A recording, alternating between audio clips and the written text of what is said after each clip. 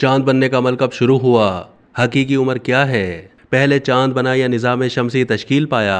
हैरान कुन तहकीक। क्या आपको मालूम है कि चांद की उम्र क्या है?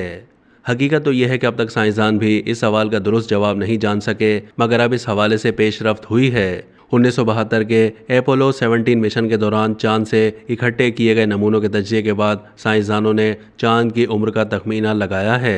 ख्याल रहे कि अपोलो 17 वो आखिरी मिशन था जब इंसानों ने चांद पर कदम रखे थे, और उसके बाद से अब तक कोई इंसान वहां नहीं गया। एक नई तहकीक में इस मिशन के दौरान इकट्ठे किए गए नमूनों के तजिए से चांद बनने के अमल और उसकी उम्र के बारे में भी काफ़ी कुछ मालूम हुआ है।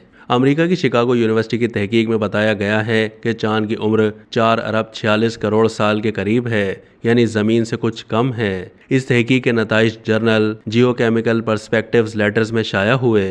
महक़क़ीन ने बताया है कि चांद के नमूनों में मौजूद नैनो ज़रकून क्रिस्टल्स के तजिए के बाद ये मालूम हुआ।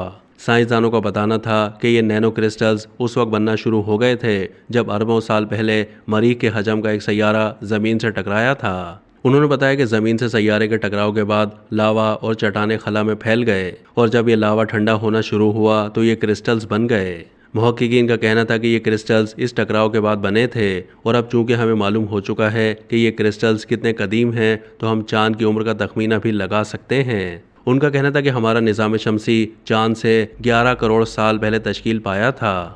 महक़क़ीन ने तस्लीम किया कि चांद की हकीकी उम्र का तयन बहुत मुश्किल है, मगर तहकीक के नताइज से इसका तखमीना ज़रूर लगाया जा सकता है।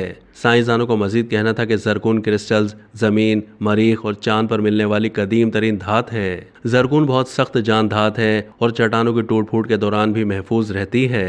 अब तक के लिए इतना ही। मज़ीद मालूमात के लिए डेली जंग के यूट्यूब चैनल को सब्सक्राइब कीजिए।